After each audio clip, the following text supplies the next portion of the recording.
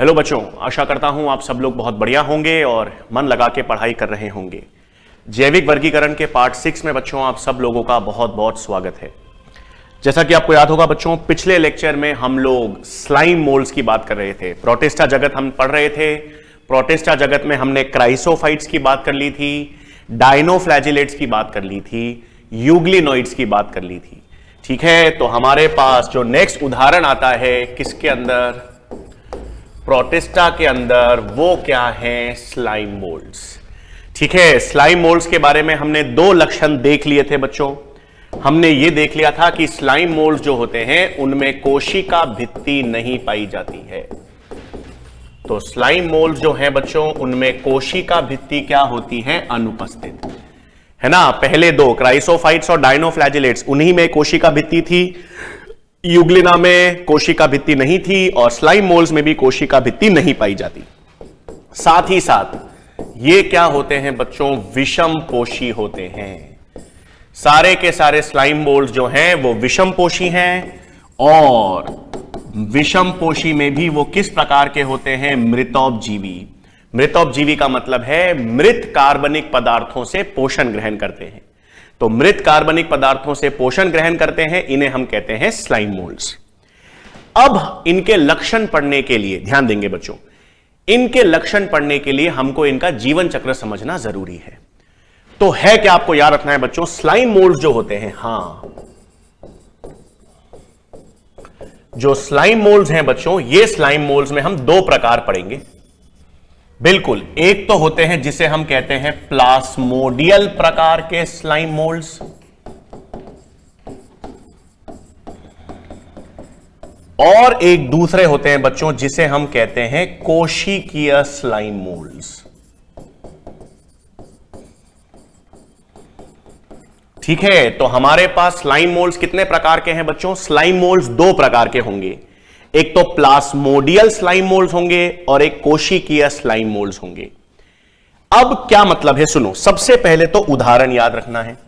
प्लास्मोडियल slime mould का उदाहरण होता है बच्चों फाइसेरम। ठीक है, और कोशिकीय स्लाइम मोल्ड का एग्जाम्पल होता है डिक्टियोस्टेलम। लेकिन हमारे पास ध्यान रखना, हमारे जो एनसीईआरटी टेक्स्ट बुक्स है और हमारा जो सिलेबस है बच्चों, उसमें हम केवल किस प्रकार के स्लाइम मोल्ड्स की बात करते हैं, प्लास्मोडियल स्लाइम मोल्ड्स की। ठीक है, तो हम जिन स्लाइम मोल्ड्स की बात करेंगे ना बच्चों, वो कौन से हैं, प्लास्मोडियल स्लाइम मोल्ड्स की बात करेंगे, जिसका सबसे मुख्य उदाहरण क्या है हमारे पास, फाइसेरम। एक और चीज याद रखेंगे बच्चों, सारे जो स्लाइम मोल्ड्स हैं आप याद रखेंगे वो क्या होते हैं, द्विगुणित। ठीक है, स्लाइम मोल्ड्स भी क्या होंगे आपके पास, द्विगुणित होंगे। है तो दो प्रकार के स्लाइम मोल्ड्स, एक प्लास्मोडियल स्लाइम मोल्ड्स होंगे और एक कोशिकीय स्लाइम मोल्ड्स। लेकिन हम विस्तार में किन स्लाइम मोल्ड्स के लक्षणों की बात करेंगे, प्लास्मोडियल स्लाइम मोल्ड्स के लक्षणों की बात करेंगे। ठीक है, कोशिकीय स्लाइम मोल्ड्स के बारे में आपको पता होने की जरूरत नहीं है। तो हम किसकी बात करेंगे बच्चों, प्लास्मोडियल स्लाइम मोल्ड्स के जीवन चक्र की। आ जाओ भाई, तो हम यहां पर किसकी बात करेंगे, प्लास्मोडियल स्लाइम मोल्ड्स। अब याद रखना बच्चों, प्लास्मोडियम, हां, ये वो प्लास्मोडियम नहीं है जो मलेरिया उत्पन्न करता है। मलेरिया उत्पन्न करने वाला प्लास्मोडियम अलग चीज है जो हम प्रोटोजोआ में पढ़ेंगे। यहां पर प्लास्मोडियम का अर्थ क्या है अभी मैं आपको बताऊंगा। अब ध्यान देंगे बच्चों, प्लास्मोडियम स्लाइम मोल्ड्स क्या होते हैं। हमें इतना मालूम है कि कोई भी स्लाइम मोल्ड, ये सब प्रोटिस्टा जगत में आते हैं, तो ये होंगे तो एक कोशिकीय, बिल्कुल सही। तो मैंने कह दिया ये हमारे पास एक प्लास्मोडियम है और ये प्लास्मोडियम के अंदर एक केंद्रक है। ठीक है, तो ये आपके पास क्या है, सॉरी, स्लाइम मोल्ड की एक कोशिका है। ये हमारे पास स्लाइम मोल्ड है और ये स्लाइम मोल्ड के अंदर क्या है बच्चों, केंद्रक। और केंद्रक क्या है, 2n। ठीक है, एक कोशिकीय होते हैं, तो मैंने ये एक कोशिकीय स्लाइम मोल्ड बनाया है जिसके अंदर क्या उपस्थित है, केंद्रक। अब क्या होगा बच्चों, इसके जीवन चक्र में ध्यान से समझेंगे। इसमें अब एक समसूत्री विभाजन होगा। समसूत्री विभाजन यानी जिसे हम क्या कहते हैं, माइटोसिस। अब अगर आपको याद हो बच्चों, कोशिका विभाजन जब हमने पढ़ा था तो कोशिका विभाजन में हमने समसूत्री विभाजन में पहले केंद्रक विभाजन होता है जिसे कैरियोकाइनेसिस कहते हैं, और उसके पश्चात कोशिका द्रव्य विभाजन होता है जिसे साइटोकाइनेसिस कहते हैं। तो पहले केंद्रक का विभाजन होगा, फिर कोशिका द्रव्य का विभाजन होता है समसूत्री विभाजन में। यहां पर आपको याद रखना है बच्चों, केवल किसका विभाजन होगा, केंद्रक विभाजन। हां, समसूत्री विभाजन तो है, लेकिन समसूत्री विभाजन में केवल क्या होगा बच्चों, केंद्रक विभाजन। तो केंद्रक विभाजन से क्या होगा बच्चों, कोशिका तो एक रहेगी, लेकिन अब केंद्रक कितने बन गए, 2, है ना। केवल केंद्रक का विभाजन हुआ है तो केंद्रक के विभाजन से क्या हो गया, 2 केंद्रक बन गए, लेकिन कोशिका द्रव्य का विभाजन नहीं हुआ। इसके बाद फिर क्या होगा, फिर केंद्रक विभाजन होगा भाई इनके अंदर फिर किस प्रकार का विभाजन होगा, केंद्रक विभाजन। फिर केंद्रक विभाजन होगा बच्चों, तो अब क्या होगा भाई, हां 4 केंद्रक बन जाएंगे ना, बिल्कुल 4 केंद्रक बन गए।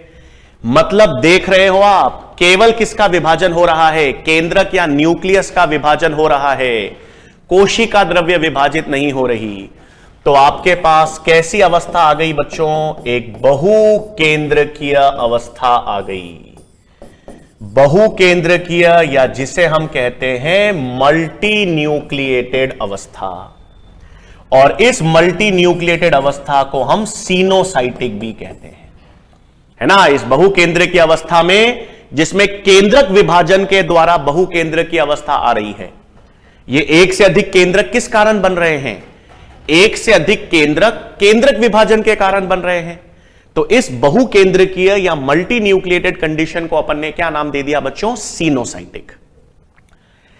अब केंद्रक विभाजन हो रहा है, अब धीरे धीरे क्या होगा बच्चों, कोशिका का आकार बढ़ेगा। हां, प्लाज्मोडियम जो है ना, अब ये क्या करेगा, ये धीरे धीरे कोशिका के आकार में वृद्धि करेगा। केंद्रक तो वही है, बहुकेंद्रकीय अवस्था, लेकिन अब कोशिका का आकार बढ़ेगा।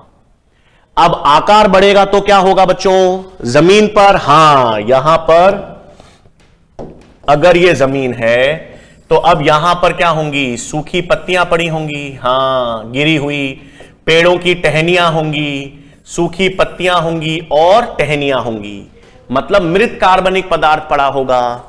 तो अब ये स्लाइम मोल्ड, हां ये जो स्लाइम मोल्ड है, इस स्लाइम मोल्ड की जो अब ये काय है या बॉडी है, जिसमें है तो एक ही कोशिका, लेकिन अब वो एक कोशिका का कोशिका द्रव्य मात्रा में बढ़ गया है, वो फैल रहा है। इसी कोशिका को क्या कहते हैं, प्लाज्मोडियम। ठीक है, ये वो प्लाज्मोडियम नहीं है जो मलेरिया उत्पन्न करता है, वो तो अलग है, हम प्रोटोजोआ में पढ़ेंगे आगे। लेकिन ये प्लाज्मोडियम इसकी कोशिका को कह रखा है, जो कोशिका द्रव्य फैल रहा है। ये है तो एक ही कोशिका जो बढ़ रही है, और इसमें कई सारे केंद्रक यानी बहुकेंद्र की अवस्था है। अब ये चादर होती है ना बच्चों, हम लोग चादर ऐसे बिछाते हैं, हां ये चादर के रूप में बिछ रहा है। आपके पास ये पत्तियां टहनियां मृत कार्बनिक पदार्थ हैं, तो ये मृत कार्बनिक पदार्थ को, इसे ऊर्जा चाहिए, भोजन चाहिए, तो ये मृत कार्बनिक पदार्थ पत्तियां जो हैं, टहनियां जो हैं, इनको खाकर ये आकार में वृद्धि करता है, चादर के रूप में बिछ जाता है, फैल जाता है। इसे ही क्या कहेंगे, प्लाज्मोडियम। ये आपके पास मृत पत्तियां हैं या टहनियां हैं, है ना, और इससे ये मृत कार्बनिक पदार्थ से ही अपना भोजन करेगा, और चादर के रूप में ये जमीन पर या डैम क्षेत्रों में, मृदा वाले क्षेत्रों में फैलता रहेगा। इसे हम क्या कहते हैं, प्लाज्मोडियम। तो क्या हुआ बच्चों, जीवन काल में वापस देखो, हम एक कोशिकीय स्लाइम मोल्ड की बात कर रहे थे। एक कोशिकीय स्लाइम मोल्ड में जो केंद्रक है वो द्विगुणित है, क्योंकि मैंने आपसे कहा था स्लाइम मोल्ड सारे द्विगुणित होंगे। हमने इनमें वृद्धि की, ये वृद्धि कैसे करेगा, विभाजन के द्वारा, लेकिन इसमें विभाजन केवल केंद्रक विभाजन हो रहा है, कोशिका द्रव्य विभाजन नहीं हो रहा। तो इसमें बच्चों केवल क्या देखा जा रहा है? केंद्रक विभाजन। और केंद्रक विभाजन हो के कौन सी अवस्था आ जाती है? बहुकेंद्रक की अवस्था या मल्टी न्यूक्लिएटेड कंडीशन। अब ये जो बहुकेंद्रक की अवस्था है, सिनोसाइटिक अवस्था है, इसमें केंद्रक तो कई सारे हैं, लेकिन कोशिका का आकार बढ़ रहा है। कोशिका एक ही है, आकार में वृद्धि कर रही है। और कैसे? भोजन, मृत कार्बनिक पदार्थों को आप भोजन ले रही हैं और चादर के रूप में बड़ी बिछती जा रही हैं या फैलती जा रही हैं। और इस संरचना को, स्लाइम मोल्ड की इसी संरचना को क्या कहते हैं? प्लाज्मोडियम। अब यह तो सब अनुकूल परिस्थितियों में हो रहा है। जब पर्याप्त भोजन उपस्थित है, आर्द्रता उपस्थित है, तो आपके पास यह स्लाइम मोल्ड वृद्धि कर रहा है। लेकिन जब प्रतिकूल परिस्थितियां आ जाएंगी, जब आर्द्रता नहीं रहेंगी, ये मृत कार्बनिक पदार्थ की कमी हो जाएगी, है ना। हमेशा अनुकूल परिस्थितियां थोड़ी रहती हैं। परिस्थितियां खराब होने लग गई या प्रतिकूल परिस्थितियां हो गई, तो प्रतिकूल परिस्थितियों में अब इसे बचना पड़ेगा, सरवाइव करना पड़ेगा और जनन दर्शाना पड़ेगा। तो क्या होता है बच्चों? प्रतिकूल परिस्थितियां आने पर, प्रतिकूल परिस्थितियां आने पर ये जो प्लाज्मोडियम है, हां, ये जो प्लाज्मोडियम है ना बच्चों, ये जो स्लाइम मोल्ड का प्लाज्मोडियम है, ये अपने प्लाज्मोडियम के ऊपर कोने पर फ्रूटिंग काय का निर्माण करेंगे। हां, ये अपने कोनों पर किसका निर्माण करेंगे बच्चों? फ्रूटिंग काय का निर्माण करेंगे। फ्रूटिंग काय क्यों निर्मित करने की आवश्यकता पड़ रही है? क्योंकि परिस्थितियां प्रतिकूल हो चुकी हैं, भोजन उपलब्ध नहीं है, वातावरण में आर्द्रता नहीं है, खराब वातावरण आ चुका है। तो अब इन्हें सरवाइव करने के लिए, जीवित रखने के लिए इनको जनन करना पड़ेगा। तो फिर ये किसका निर्माण करेंगे? फ्रूटिंग काय का निर्माण करेंगे। इन फ्रूटिंग काय में, हां, इन फ्रूटिंग काय में अब मियोसिस होगा और फ्रूटिंग काय में मियोसिस के द्वारा अंदर बीजाणु का निर्माण होगा। फ्रूटिंग काय के अंदर किसका निर्माण होगा बच्चों? बीजाणु का। और बीजाणु का निर्माण मियोसिस से होगा, इसलिए बीजाणु क्या होंगे? अगुणित। ठीक है, प्रोटिस्टा जगत है, प्रोटिस्टा जगत में लैंगिक जनन, मियोसिस होगा, युग्मक बनेंगे। तो यहां तक तो क्या था भाई? अनुकूल परिस्थितियां थी। अनुकूल परिस्थितियों में स्लाइम मोल्ड जैसे चादर के रूप में फैल रहे थे, इनका प्लाज्मोडियम विस्तारित हो रहा था, मृत कार्बनिक पदार्थ से भोजन ले रहा था। जैसे ही परिस्थितियां प्रतिकूल हो गई, प्रतिकूल परिस्थितियां होने पर ही प्लाज्मोडियम ने कोने पर किसका निर्माण करने लग गए? फ्रूटिंग काय का। फ्रूटिंग काय में अर्धसूत्री विभाजन हुआ और बीजाणु निर्मित हो गए। अब एक इंटरेस्टिंग चीज, और यह क्वेश्चन भी बहुत बार बनता है। वैसे तो अभी जब अपन ने स्लाइम मोल्ड्स की बात की, तो स्लाइम मोल्ड्स में केंद्रक कोशिका भित्ति नहीं थी, है ना। यह मैंने अभी पॉइंट लिखा भी है कि स्लाइम मोल्ड्स में कोशिका भित्ति नहीं होती। बिल्कुल सही बात, कोशिका भित्ति नहीं होती।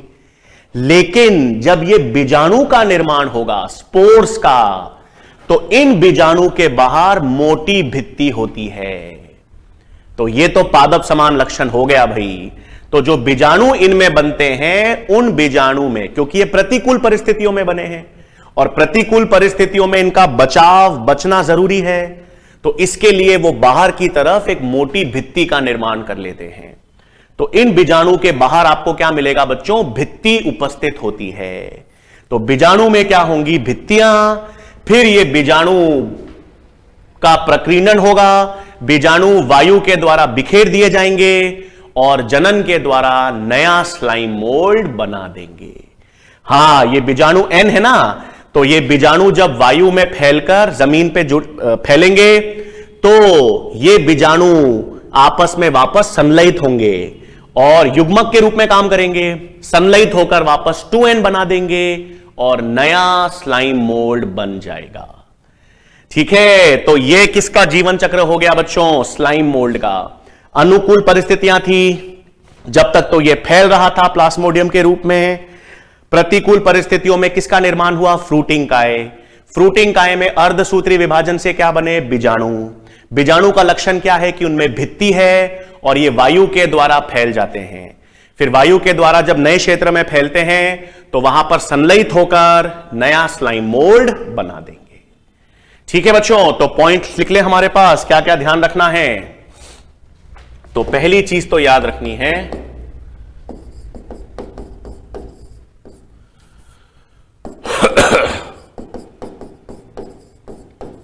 तो अनुकूल परिस्थितियों में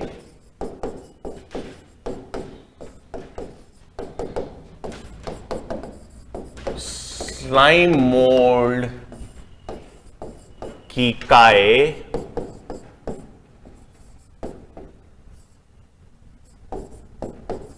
चादर के रूप में फैलती है,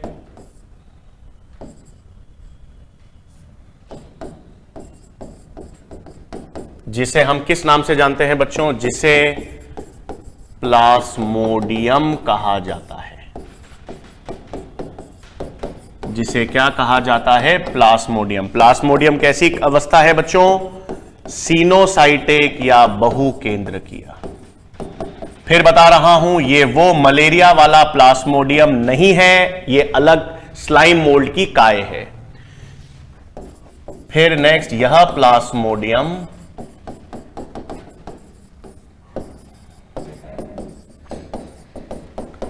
मृत कार्बनिक पदार्थों से क्या लेता है? पोषण ग्रहण करता है।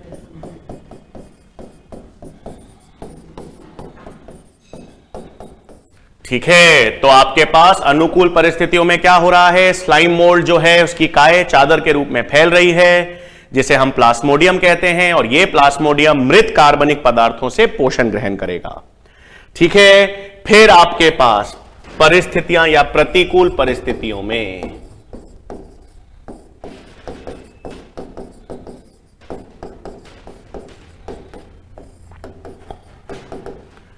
फिर क्या होगा बच्चों? जब प्रतिकूल परिस्थितियों में प्लाज्मोडियम जो है, प्लाज्मोडियम किसका निर्माण करता है बच्चों? फ्रूटिंग काय का निर्माण करता है। फ्रूटिंग काय का निर्माण करता है, जिसके भीतर या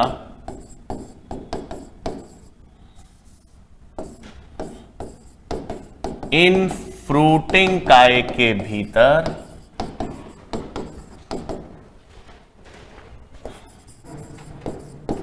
मियोसिस के द्वारा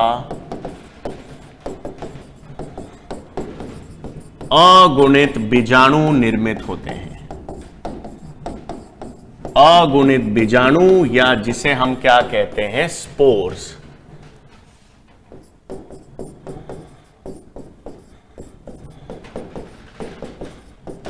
ठीक है, फिर इन बीजाणु का विशेष लक्षण क्या है? इनमें भित्ति पाई जाती है।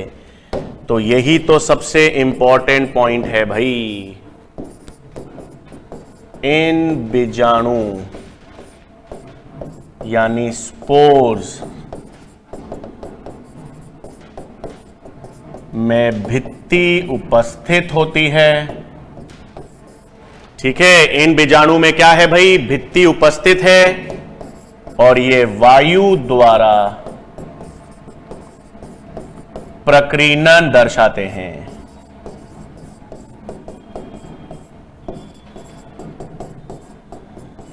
ठीक है, इनमें प्रकीर्णन मतलब ये फैलते कैसे हैं? वायु के द्वारा प्रकीर्णन दर्शाते हैं। तो ठीक है, फिर प्रकीर्णन के बाद ये अगुणित हैं, इनमें संलयन होगा और संलयन से नए स्लाइम मोल्ड्स का निर्माण हो जाता है। ठीक है बच्चों, तो ये हमने किसकी बात कर ली है? स्लाइम मोल्ड्स की। स्लाइम मोल्ड्स में तो कोशिका भित्ति नहीं होती, विषम पोषी हैं, मृतोपजीवी हैं। ये उनका पूरा जीवन चक्र मैंने आपको समझा दिया। अनुकूल परिस्थितियों में इन्हें हम प्लाज्मोडियम कहते हैं, इनके मुख्य काय को, और प्रतिकूल परिस्थितियों में जब फ्रूटिंग बॉडी का निर्माण करेंगे उनमें अगुणित बीजाणु निर्मित होंगे जिनमें भित्ति पाई जाती है। और हमने ये किसकी बात की है? इन्हीं को प्लास्मोडियल स्लाइम मोल्ड्स कहते हैं, द्विगुणित होंगे। और इसका एग्जाम्पल क्या है? फाइसेरम होता है। ठीक है भाई। फिर स्लाइम मोल्ड्स के बाद अंत में आखिरी में हमारे पास कौन से प्रोटिस्टा आ जाते हैं भाई? प्रोटोजोआ। अंत में हमारे पास कौन से आखिरी प्रोटिस्टा अब हम पढ़ेंगे जिन्हें हम क्या कहेंगे? प्रोटोजोआ। हां बिल्कुल, ये जंतु कोशिका के पूर्वज ही हैं, है ना। सभी जो जंतु कोशिकाएं हैं, जंतु कोशिका तो बहुकोशिकीय होते हैं, सभी जंतु क्या होते हैं? बहुकोशिकीय। लेकिन जिन जंतु जो एक कोशिकीय यूकैरियोट्स हैं उन्हें हम क्या कहते हैं? प्रोटोजोआ। और इसलिए इसको हमने किस में रखा हुआ है? इसलिए हमने इनको प्रोटिस्टा जगत में रखा हुआ है। तो प्रोटोजोआ क्या है भाई? आप इनको कह सकते हो, बिल्कुल है तो ये एक कोशिकीय यूकैरियोट्स यानी जंतुओं के पूर्वज।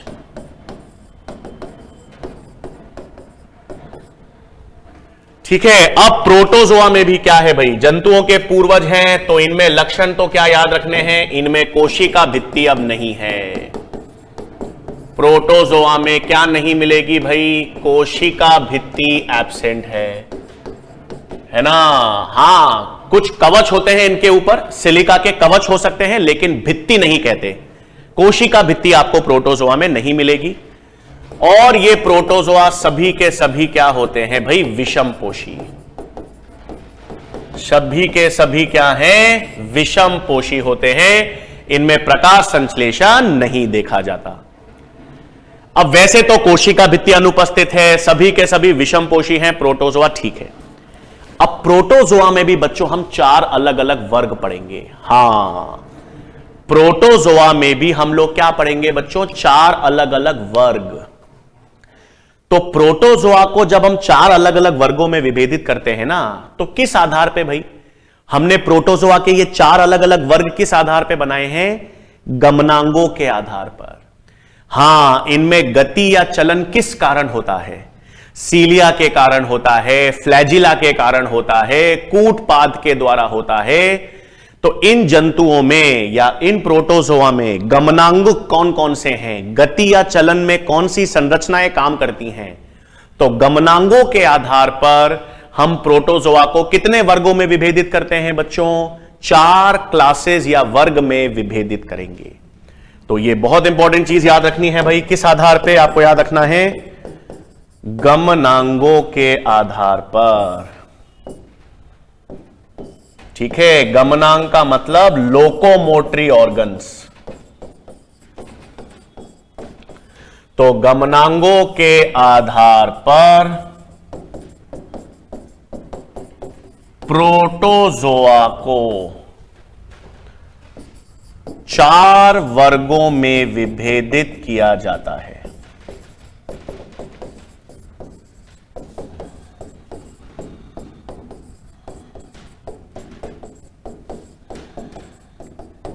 ठीक है। तो यह बहुत इंपॉर्टेंट चीज है कि आपको याद रखना है कि हम प्रोटोजोआ को 4 वर्गों में विभेदित तो कर रहे हैं, लेकिन प्रोटोजोआ को 4 वर्गों में विभेदित किस आधार पे कर रहे हैं? तो आपको याद रखना है गमनांगों के आधार पर कर रहे हैं। तो गमनांगों के आधार पर प्रोटोजोआ के 4 प्रकार क्या हो गए भाई? आ जाओ देखें।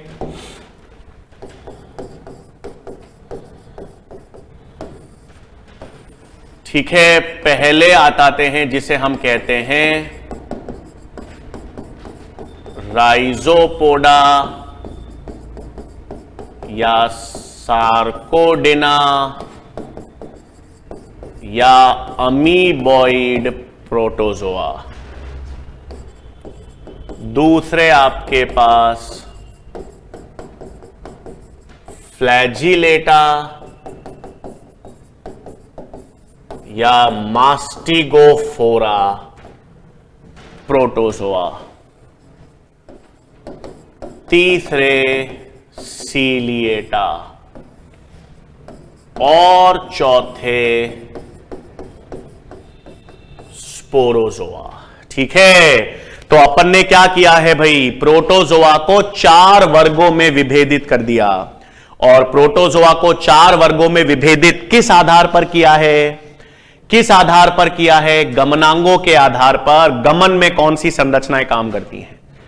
तो आपको बेसिकली इनमें 2 ही चीजें याद रखनी है, एक तो ये चारों वर्ग के नाम, इनमें गमनांग कौन से होंगे और इनके उदाहरण क्या क्या हैं, है ना। तो सबसे पहले गमनांगों की बात करें भाई, तो राइजोपोडा, इसका नाम ही अमीबॉइड है भाई, इसमें गमन हेतु क्या संरचना होती है भाई, कूटपाद, जिसे हम कहते हैं स्यूडोपोडिया, है ना। कूटपाद या स्यूडोपोडिया याद है। अमीबा को देखा है आपने, तो अमीबा कैसे घूमता है या कैसे चलता है। अमीबा के जो कोशिका द्रव्य हैं, वो कोशिका द्रव्य अमीबा का वो विस्तारित होता है। जैसे हमारी WBC कोशिकाएं हैं, हमारे WBC कोशिकाओं में भी अमीबॉइड गति पड़ी थी ना, जिसमें हमारे पास जो कोशिका है उसका कोशिका द्रव्य पैरों के रूप में फैल जाता है। हां, तो गमन हेतु कूटपाद या स्यूडोपोडिया किसमें काम करेंगे, अमीबॉइड या राइजोपोडा में। फ्लैजिलेटा में आपको मालूम चल ही गया, गमन के लिए क्या होगा, फ्लैजिला, गमन के लिए क्या होगा, फ्लैजिला। सीलिएटा में गमन के लिए क्या पाया जाएगा, सीलिया। और स्पोरोजोआ में गमनांग अनुपस्थित हैं, गमनांग नहीं पाए जाते। तो ऐसे प्रोटोजोआ बच्चों, ऐसे प्रोटोजोआ जिसमें गमनांग नहीं पाए जाते, वो कौन से हो गए, स्पोरोजोआ। स्पोरोजोआ में गमनांग नहीं होंगे। सीलिएटा नाम से ही इसमें सीलिया होंगे। फ्लैजिलेटा में फ्लैजिला होंगे। अब फ्लैजिलेटा ना पूछकर मास्टिगोफोरा पूछ सकते हैं, तो मास्टिगोफोरा वाले प्रोटोजोआ में फ्लैजिला होगा। और अमीबॉइड नहीं पूछकर राइजोपोडा या सार्कोडेना पूछ सकते हैं, तो भी आपको याद रखना है उसमें कूटपाद या स्यूडोपोडिया होगा। तो 4 वर्ग हैं प्रोटोजोआ के, चारों वर्ग में गमन या गति के लिए कौन कौन सी संरचनाएं हैं मैंने लिख दिया है। कौन से प्रोटोजोआ हैं जिसमें गमनांग नहीं होते, स्पोरोजोआ। अच्छा, यह भी आपसे पूछ सकते हैं इनमें से सबसे कुशल, सबसे एफिशिएंट गमनांग कौन से हैं, तो आंसर क्या करेंगे, सीलिएटा।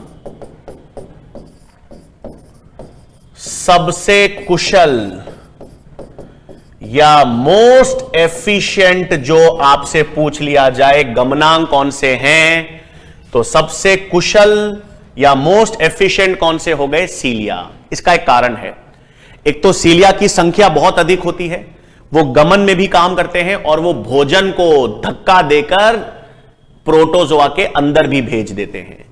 तो गमन में भी सहायक हैं और भोजन को अंदर धक्का देने में भी सहायक हैं। इसलिए ज्यादा कुशल संरचना हमेशा कौन सी होगी, सीलिया। आपसे पूछ लिया जाए कौन से गमनांग सबसे कुशल, सबसे बेहतर, तो आंसर क्या करेंगे, सीलिएटा। तो सबसे पहले तो आपको गमन हेतु ये संरचनाएं हैं वो याद रखनी है, वो मैंने बता दिया। अब उदाहरण ध्यान रखने हैं। इसमें कौन से उदाहरण, इसमें सारा खेल ही क्या है, उदाहरण का। तो एक एक करके उदाहरण की बात करें तो सबसे पहले हम किसकी बात करेंगे, अमीबॉइड प्रोटोजोआ की। तो सबसे पहले अमीबॉइड प्रोटोजोआ, इनको हम और किस नाम से जानते हैं, राइजोपोडा या सार्कोडेना। ठीक है, इसमें गमनांग तो अपन ने देख ही लिया। गमनांग क्या है भाई, कूटपाद या स्यूडोपोडिया, ये हमने देख लिया। अच्छा, इनमें याद रखना है, इनमें जो लवणीय जल में पाए जाते हैं ना, वो प्रोटोजोआ जो लवणीय जल में पाए जाते हैं, उनमें एक सिलिका का कवच पाया जाता है। तो आपको याद रखना है, लवणीय जल वाले प्रोटोजोआ में सिलिका का कवच पाया जाता है।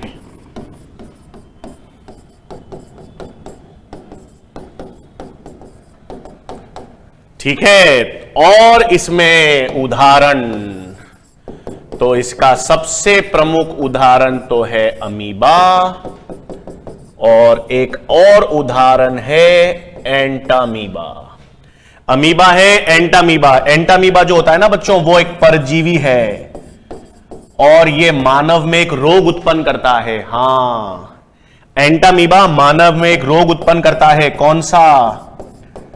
अमीबिक डाइसेंट्री या अमीबायसिस, है ना। ये हम डिटेल में पढ़ेंगे बच्चों। मानव रोग हमारे सिलेबस में है, जिसमें हम प्रतिरक्षक तंत्र और मानव रोग की बात करेंगे। तो उसमें हम ये एंटामीबा हिस्टोलिटिका, ये एक प्रोटोजोआ है जो अमीबायसिस रोग उत्पन्न करता है, जिसमें आपके विष्ठा या मल, हां, पॉटी में खून के धब्बे निकलते हैं। तो वो कौन सा रोग है? अमीबिक डाइसेंट्री या अमीबायसिस। कौन उत्पन्न करता है? एंटामीबा।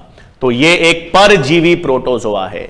कैसे उत्पन्न करता है, ये सब हम मानव रोग में पढ़ेंगे, है ना। मानव रोग में हम किसकी बात करेंगे? इस अमीबायसिस रोग की। तो ये तो हमने किसकी बात कर ली बच्चों? अमीबॉइड प्रोटोजोआ की। फिर सेकंड आ जाओ। सेकंड हमारे पास क्या है भाई? फ्लैजिलेटा। फ्लैजिलेटा प्रोटोजोआ, है ना, जिसको अपन ने मास्टिगोफोरा भी कह रखा है। अब इसमें आपके पास गमनांक कौन से हैं? इसमें गमनांक फ्लैजिला है। तो सर फ्लैजिला तो डायनोफ्लैजिलेट्स में भी थे, यूग्लिना में भी थे, उनको प्रोटोजोआ में क्यों नहीं रखा? क्योंकि डायनोफ्लैजिलेट स्वपोषी थे, प्रकाश संश्लेषी थे, इसलिए इसमें नहीं रखा। यूग्लिना में मिश्रित पोषण देखा जाता था, इसलिए नहीं रखा। यहां पर सारे विषम पोषी हैं, हां, इसलिए। अब इसमें कई सारे उदाहरण हैं भाई। इसमें ट्राइपैनोजोमा एक उदाहरण, इसमें आपके पास ट्राइकोमोनास दूसरा उदाहरण,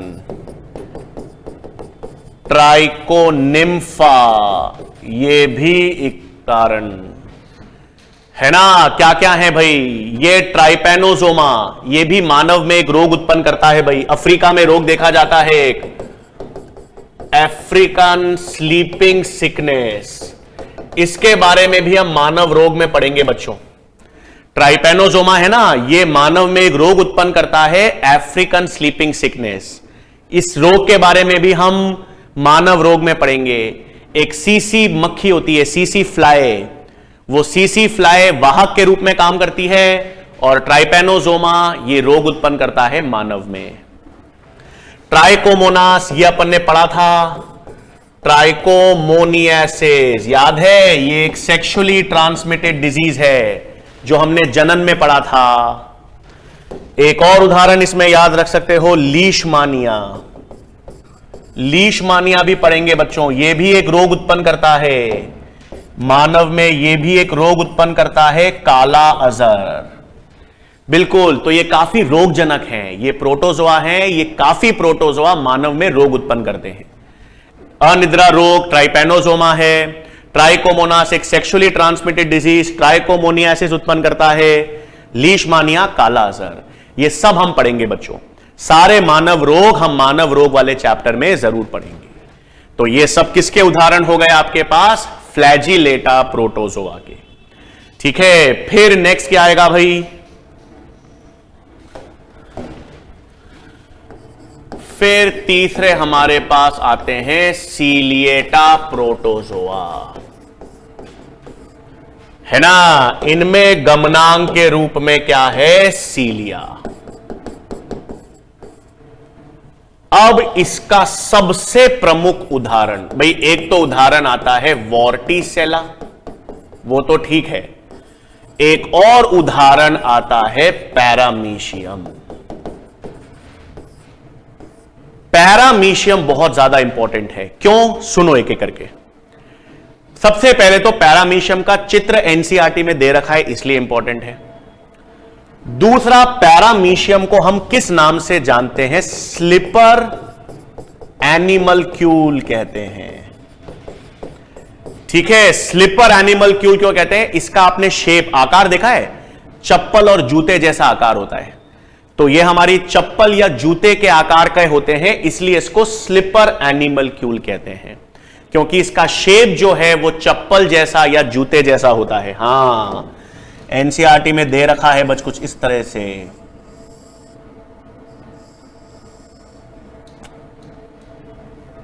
ठीक है ना, तो ये इस तरह से आपके पास ये पैरामीशियम की संरचना होती है।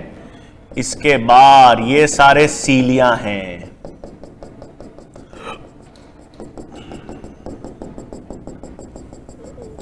ठीक है, ये सारे इसकी सतह पर क्या पाए जाते हैं? सीलिया पाए जाते हैं। अब पैरामीशियम इंपॉर्टेंट क्यों है, सुनो। सबसे पहला लक्षण जो आपको याद रखना है, पैरामीशियम में आपको पता होना चाहिए 2 केंद्रक पाए जाते हैं। हां, पैरामीशियम जो है ना वो बाय न्यूक्लिएटेड, इसमें 2 केंद्रक पाए जाते हैं। 2 केंद्रक कौन से होते हैं बच्चों? सुनो, एक तो बड़ा केंद्रक होता है जिसे हम कहते हैं मैक्रोन्यूक्लियस, और एक छोटा न्यूक्लियस होता है जिसे कहते हैं माइक्रोन्यूक्लियस। यह विशेष लक्षण है जो पैरामीशियम का आपको पता होना चाहिए।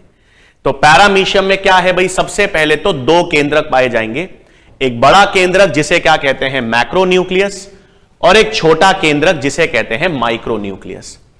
जो बड़ा केंद्रक है ना बच्चों, यह कायिक लक्षणों में काम करता है। यह क्या करता है? कायिक लक्षणों का नियमन।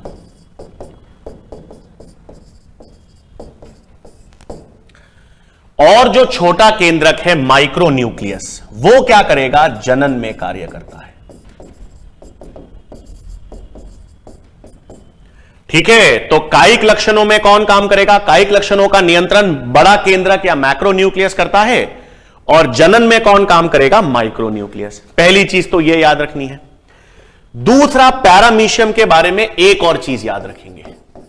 हां, इंपॉर्टेंट क्या है कि पैरामीशियम में अलैंगिक जनन भी है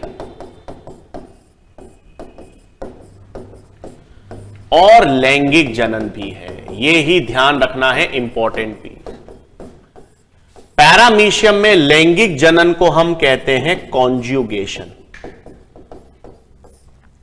और अलैंगिक जनन जो होता है वो होता है ट्रांसवर्स बाइनरी फिजन। हां भाई, ये 2 लक्षण याद रखने हैं। ये 2 लक्षण क्या याद रखने हैं? सुनो तो सही। पैरामीशियम को स्लिपर एनिमलक्यूल कहते हैं क्योंकि इसका जो आकार है वो मैंने कहा जूते या चप्पल जैसा होता है। फिर 2 लक्षण और याद रखने हैं। एक तो पैरामीशियम के अंदर 2 केंद्रक मिलते हैं। हां, यह सवाल बहुत कॉमन है, आता भी है। तो पैरामीशियम में 2 केंद्रक हैं, एक बड़ा और एक छोटा। जो बड़ा केंद्रक है मैक्रोन्यूक्लियस, वो किसका काम करता है? कायिक लक्षणों के नियमन में काम करेगा। और दूसरा जो है छोटा न्यूक्लियस या माइक्रोन्यूक्लियस जो है वो जनन में कार्य करेगा। फिर पैरामीशियम में मैंने आपको बताया 2 तरह के जनन हैं। एक तो अलैंगिक जनन होगा जो ट्रांसवर्स बाइनरी फिजन, द्विविखंडन होगा लेकिन अनुप्रस्थीय रूप से। युग्लिना में बताया था, युग्लिना में लंबवत द्विविखंडन हो रहा था। इसमें अनुप्रस्थीय, साइड से तिरछा अनुप्रस्थीय द्विविखंडन होता है, ट्रांसवर्स बाइनरी फिजन। ये कॉन्जुगेशन तो अपन ने जीवाणु में भी पढ़ा था। जीवाणु में पढ़ा था ना, 2 जीवाणु एक दूसरे के संपर्क में आते हैं और डीएनए का स्थानांतरण होता है। हां, तो यहां पर कॉन्जुगेशन उस जैसा ही होता है बच्चों। यहां पर भी क्या होता है? 2 पैरामीशियम जो है ना, 2 पैरामीशियम एक दूसरे के पास आ जाते हैं। 2 पैरामीशियम जो हैं वो दोनों एक दूसरे के पास आ जाते हैं, और माइक्रोन्यूक्लियस जो केंद्रक है ना छोटा, माइक्रोन्यूक्लियस का आदान प्रदान कर लेते हैं। हां, वहां पर डीएनए का स्थानांतरण होता है। यहां पर माइक्रोन्यूक्लियस, इस छोटे केंद्रक का स्थानांतरण होता है। तो दो पैरामीशियम एक दूसरे के संपर्क में आ गए, केंद्रक का स्थानांतरण हुआ, यह कॉन्जुगेशन। जीवाणु में सयुग्मन कॉन्जुगेशन क्या था? दो जीवाणु एक दूसरे के संपर्क में आए और डीएनए का स्थानांतरण। तो वो कॉन्जुगेशन जीवाणु में भी उसे कहते हैं, और पैरामीशियम में से कॉन्जुगेशन। कौन सा केंद्रक काम करेगा भाई? माइक्रोन्यूक्लियस, क्योंकि ये किसमें काम करता है? जनन में कार्य करता है। ठीक है, तो कॉन्जुगेशन दो याद रखना, जीवाणु का अलग और आपके पास पैरामीशियम में अलग। ठीक है, तो ये पैरामीशियम के लक्षण। फिर आखिरी में आखिरी प्रोटोजोआ कौन से आ गए भाई? आखिरी आ गए स्पोरोजोअन।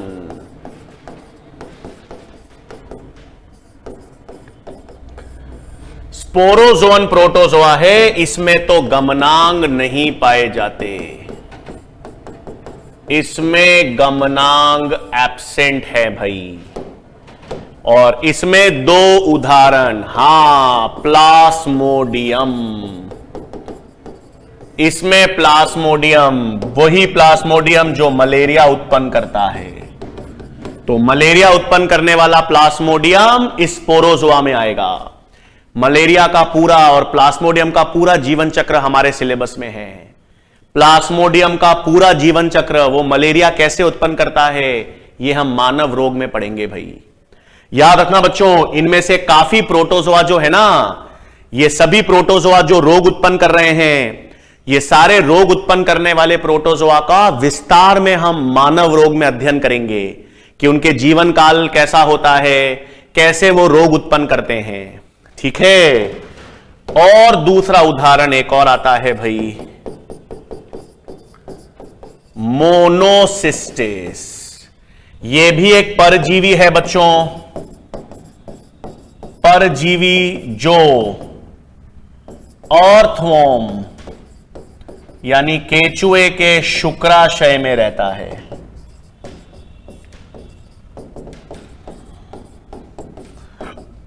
और क्या करता है? शुक्राणु का भक्षण।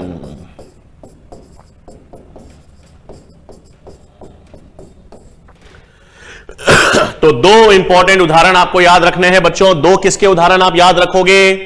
आपको स्पोरोजोआ में दो उदाहरण याद रखने हैं, एक प्लास्मोडियम और एक मोनोसिस्टिस। प्लास्मोडियम जो है वो मलेरिया उत्पन्न करता है, इसका जीवन चक्र विस्तार में, मलेरिया के लक्षण विस्तार में हम मानव रोग में देखेंगे। और दूसरा है मोनोसिस्टिस, ये भी एक परजीवी है, ये केचुए के शुक्राशय में रहता है और शुक्राणु का भक्षण करता है। ठीक है, तो ये हमने किसकी बात कर ली भाई? प्रोटोजोआ की, है ना। प्रोटोजोआ को अपन ने 4 वर्गों में विभेदित किया है। 4 वर्गों में विभेदित करने का आधार किस आधार पर किया? गमनांगों के आधार पर किया। और गमनांगों के आधार पर 4 प्रकार के प्रोटोजोआ हमने देख लिए, उनमें उदाहरण आपको याद रखने हैं।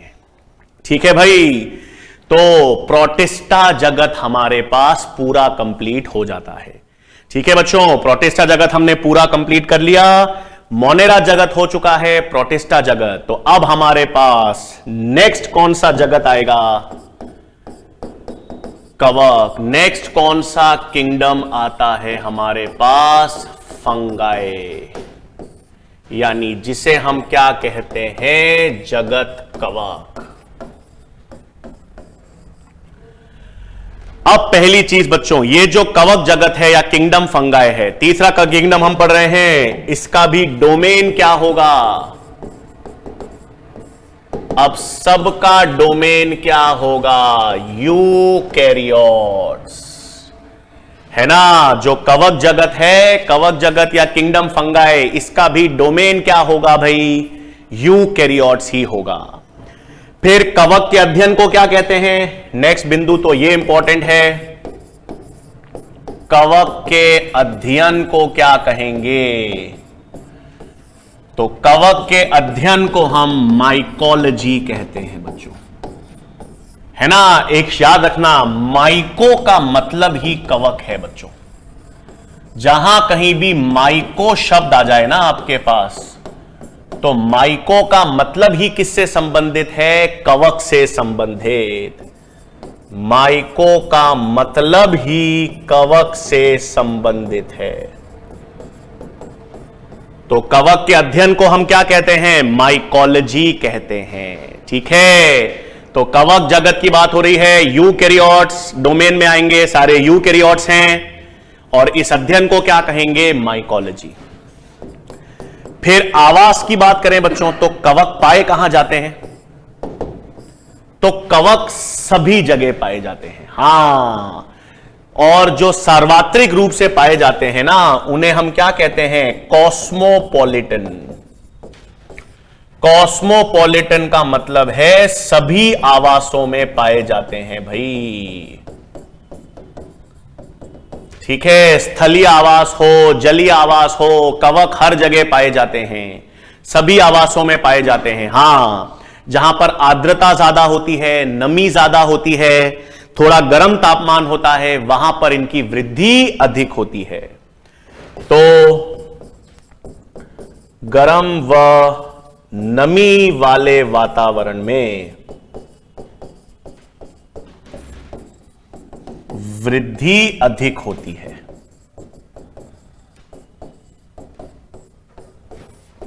ठीक है, तो गर्म और नमी वाले वातावरण में इनमें क्या पाई जाएगी? वृद्धि अधिक होगी। बट वैसे ये सभी आवासों में पाए जाते हैं, इसलिए इनको क्या कहते हैं? कॉस्मोपॉलिटन। तो फंगाई की बात हो रही है, किंगडम फंगाई। इनमें डोमेन कौन सा हो गया? यूकैरियोट्स। इसके अध्ययन को हमने क्या नाम दे दिया? माइकोलॉजी। और ये सभी आवासों में पाया जाएगा। अब एक एक करके लक्षण, सबसे पहले हम इनकी बात करें तो कोशिका भित्ति की बात करें भाई। इनके अंदर कोशिका भित्ति होगी, बिल्कुल होती है कवक में। और कवक की कोशिका भित्ति किससे बनी होती है? काइटिन। मुख्य रूप से तो काइटिन एवं पॉलीसैकेराइड्स। अब देखो बच्चों, वैसे तो काइटिन को अपन फंगल सेल्यूलोज भी कहते हैं। काइटिन के बारे में कहां पढ़ा था अपन ने? जैव अणु में। काइटिन के बारे में हम जैव अणु में पढ़ चुके हैं, याद है? जैव अणु में हमने पढ़ा था काइटिन के बारे में क्या? कि ये एक होमोपॉलीसैकेराइड होता है, और एक होमोपॉलीसैकेराइड है जिसमें शर्करा कौन सी होती है? N acetyl glucosamine. तो एन एसिटाइल ग्लूकोसमीन वो शर्करा किस में मिलेगी? काइटिन में। हम पढ़ चुके हैं। अब एक चीज याद रखना बच्चों, हां, कुछ कवक ऐसी होती हैं, कुछ कवक ऐसी होती हैं बच्चों जिनमें सेल्यूलोज भी होता है। हां, हम आगे देखेंगे। एक ऊमाइसिटीज वर्ग की कवक होती है, उनमें सेल्यूलोज की कोशिका भित्ति पाई जाती है। तो सेल्यूलोज वाली कोशिका भित्ति भी कुछ कवक में मिलती है, लेकिन ज्यादातर अधिकांश कवक में आपको याद रखना है कोशिका भित्ति किससे बनी है? काइटिन यानी नॉन सेल्यूलोज से। फिर कोशिका भित्ति की हमने बात कर ली। दूसरा, कोशिका भित्ति के बाद इनकी जो काय संगठन है, तो काय संगठन तो ये क्या होती है भाई? बहुकोशिकीय। कवक तो क्या होती है? बहुकोशिकीय है, और ढीले उत्तक हैं इनमें, यानी जिसे हम कहते हैं लूज टिश्यूज। ठीक है, तो काय संगठन कैसा है भाई कवक का? कवक का काय संगठन है बहुकोशिकीय, और ढीले उत्तक इनमें पाए जाते हैं। फिर इनमें संचित भोजन,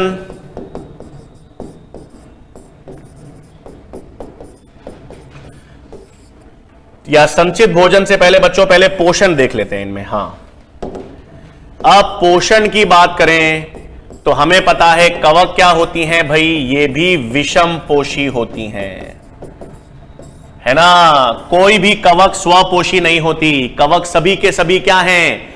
विषम पोषी हैं। और विषम पोषी में भी अधिकांश जो हैं वो क्या होती हैं? मृतोपजीवी। अधिकांश क्या होती हैं? मृतोपजीवी, यानी किसके रूप में काम करती हैं? डीकंपोजर्स के रूप में। अपघटनकारी के रूप में, है ना। ये भी अपना भोजन जो है वो मृत कार्बनिक पदार्थों से लेती है, तो विषमपोषी होती हैं और अधिकांश मृतोपजीवी। कुछ रोग भी उत्पन्न करती हैं, परजीवी भी होती हैं, कुछ सहजीविता भी दर्शाती हैं। हां, जैसे अपन ने पढ़ा था किसमें, माइकोराइजा में, बिल्कुल सही। तो विषमपोषी हैं, अधिकांश होंगी मृतोपजीवी। और फिर इनमें संचित भोजन,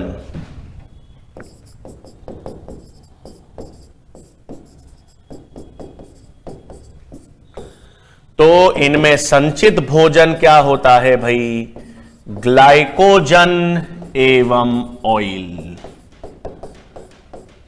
ठीक है, तो क्या क्या लक्षण अपन ने देखे कवक के अध्ययन को अपन ने माइकोलॉजी कह दिया। आवास लगभग सभी जगह पाए जाते हैं, कॉस्मोपॉलिटन हैं। हां, लेकिन जहां पे गर्मी ज्यादा होगी, आर्द्रता ज्यादा होगी, नमी ज्यादा होगी, वहां पर ज्यादा वृद्धि करेंगे। कोशिका भित्ति किससे बनी है हमने देख लिया, काय संगठन इनमें कैसा होता है वो देख लिया। पोषण, ये सब विषम पोषी हैं, मृतोपजीवी होती हैं, और इनमें संचित भोजन ग्लाइकोजन और ऑयल होता है। ठीक है, ये तो अपन ने एक बात कर ली। अब ये दिखती कैसी हैं, है ना। कवक को देखा अपन ने, तो इनकी बाह्य आकारिकी देखे भाई, तो इनकी जो बाह्य आकारिकी है, हां, तो आपने देखा होगा बाह्य आकारिकी या इनका मॉर्फोलॉजी, तो आपने देखा होगा इनमें बच्चों धागे, तंतुमय धागे जैसी संरचना होती है ना। कवक में ये ऐसे तंतुमय धागे रूपी संरचना होती है, और ये तंतुमय धागे रूपी संरचना को ही हम क्या कहते हैं, हाइफे। ठीक है, तो आपके पास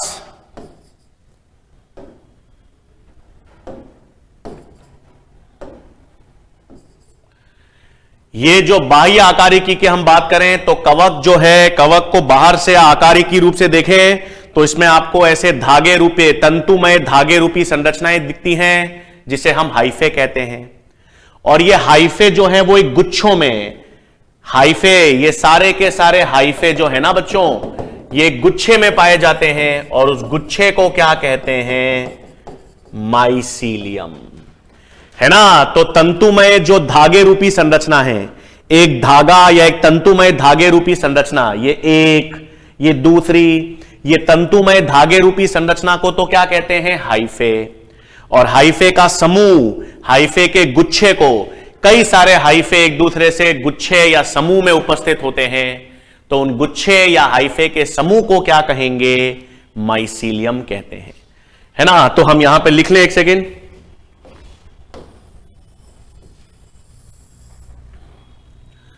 तो कवक की बाह्य आकारिकी की बात हो रही है या मॉर्फोलॉजी की, तो इनमें सबसे पहले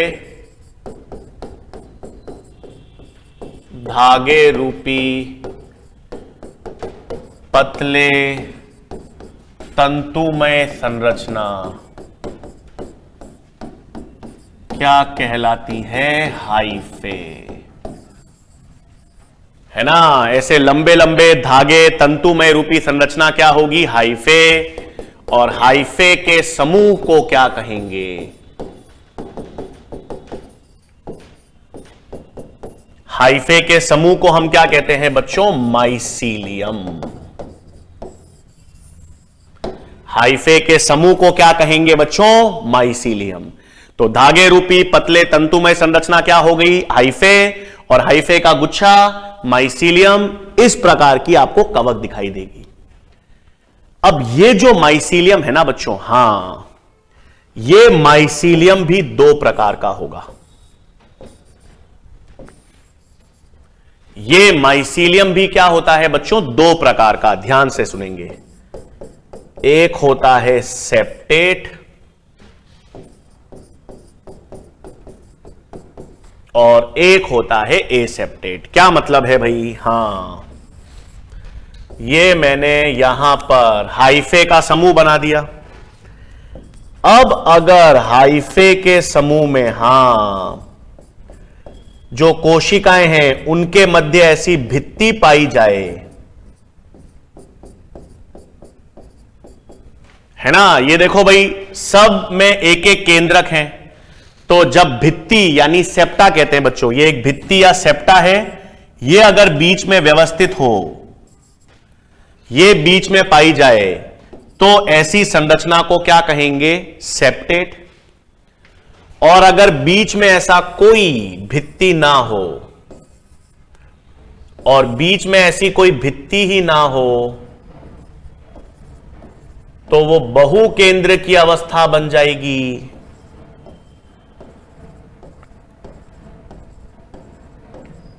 वो क्या बन जाएगी? ऐसी बहुकेंद्र की अवस्था बन जाएगी ना, उसे क्या कहेंगे? एसेप्टेट। मतलब सेप्टेट का मतलब है कि ये आपको फिर एक केंद्र की अब मिलेगी, क्योंकि हर केंद्रक, एक केंद्रक के बीच में भित्ति आ गई यानी सेप्टा आ गया, तो भित्ति या सेप्टा आ गया, तो ये सेप्टेट सारे के सारे क्या होंगे? एक केंद्र की। और जो एसेप्टेट है उसके बीच में भित्ति या सेप्टा है ही नहीं, और भित्ति या सेप्टा है ही नहीं, तो ये कौन सी कंडीशन बन गई? बहुकेंद्रकीय। और ये भी केंद्रक विभाजन से बनी है, तो इस कंडीशन को भी हम क्या कह सकते हैं? सीनोसाइटिक। क्या कह सकते हैं बच्चों? सीनोसाइटिक। तो एसेप्टेट भी कैसी हो गई? बहुकेंद्रकीय यानी सीनोसाइटिक। तो क्या बात की बच्चों? देखो, हम कवक की बात कर रहे हैं। वापस हमने सामान्य लक्षण देख रहे हैं कवक के। हमने सबसे पहले जगत कवक की बात की, तो अब जितने भी जगत हैं, प्रोटिस्टा जगत है, कवक है, आगे पादप पढ़ेंगे, जंतु पढ़ेंगे, ये सारे के सारे जो जगत है उनका डोमेन तो अब क्या रहेगा? यूकैरियोट। सारे यूकैरियोट्स लक्षण हैं। कवक के अध्ययन को अपन ने माइकोलॉजी कह दिया, आवास अपन ने देख लिया, सभी जगह पाए जाते हैं। फिर भित्ति इनमें किससे बनी है? काइटिन से अपन ने देख लिया। काय संगठन, ये सब बहुकोशिकीय होंगी, इनमें ढीले उत्तक होंगे, विषम पोषी हैं, अधिकांश मृतोपजीवी होंगी। संचित भोजन ग्लाइकोजन, संचित भोजन इनमें स्टार्च नहीं हो सकता। स्टार्च संचित भोजन केवल किसमें मिलता है? जो स्वपोषी हैं। जो भी जीव स्वपोषी या प्रकाश संश्लेषी होते हैं उनमें स्टार्च पढ़ते हैं हम। और फिर अपन ने देख लिया कि जो ये दिखते कैसे हैं। जब आप इनको बाहर से देखोगे तो इनमें आपको ऐसे धागे, तंतुमय धागे मिलेंगे। तंतुमय धागे को हम क्या कहते हैं? हाइफे। ये एक हाइफे, ये दूसरा हाइफे, और ये हाइफे का गुच्छा जो है या समूह है, उसे अपन ने क्या नाम दे दिया? माइसीलियम। अब ये माइसीलियम तो हाइफे के गुच्छे हैं। अब इनमें अगर हाइफे के बीच में सेप्टा है और उसमें एक एक केंद्रक है, तो ऐसे माइसीलियम को क्या कहेंगे? सेप्टेट। और अगर बीच में कोई भित्ति या सेप्टा नहीं है ना बच्चों, बीच में कोई सेप्टा या भित्ति नहीं है, इसका मतलब वो कैसे हो गए? बहुकेंद्रकीय हो गए। तो उनको फिर हम क्या कहेंगे? बहुकेंद्रकीय अवस्था यानी एसेप्टेट या सीनोसाइटिक कहेंगे। ठीक है, तो देखो बच्चों, आज हमने किसकी बात की है? कवक के इंट्रोडक्शन की बात की है। ठीक है, हमने प्रोटिस्टा जगत पूरा कर लिया है और कवक का इंट्रोडक्शन देखा है। फिर नेक्स्ट लेक्चर में बच्चों हम बात करेंगे कि कवक में जनन किस प्रकार होगा, कवक को हम कितने वर्गों में विभेदित कर सकते हैं, कवक को जब हम वर्गों में विभेदित कर रहे हैं तो किस कारण, किस आधार पर हम कवक को 4 वर्गों में विभेदित कर सकते हैं। ठीक है, तो नेक्स्ट लेक्चर बच्चों किसमें हम पढ़ेंगे? कवक के लक्षणों की। मैं आपको हमेशा बता रहा हूं, ये केवल एक ही चैप्टर है। मोनेरा जगत, प्रोटिस्टा जगत, कवक, हम पढ़ तो अलग अलग जगत रहे हैं, लेकिन ये तीनों जगत आपके एक ही चैप्टर में दे रखे हैं। ठीक है, तो बहुत आसान चीज है, लेकिन याद तभी होगा जब आप इसको रोज या रेगुलर पढ़ते रहेंगे। तो क्लासिफिकेशन का एक ही उसूल है, एक ही तरीका है कि आप इसे रोज पढ़ते रहिए, रोज उदाहरण याद रखते रहिए। ठीक है, तो नेक्स्ट लेक्चर में बच्चों हम लोग कवक के आगे के लक्षणों की बात करेंगे। तब तक के लिए धन्यवाद।